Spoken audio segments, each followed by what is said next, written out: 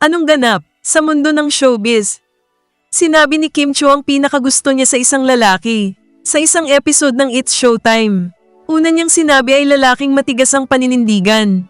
Kahit nag-aaway na kayo, gusto mo yung paninindigan niya matigas pa rin? Tanong sa kanya ng co-host na si Teddy Corpus.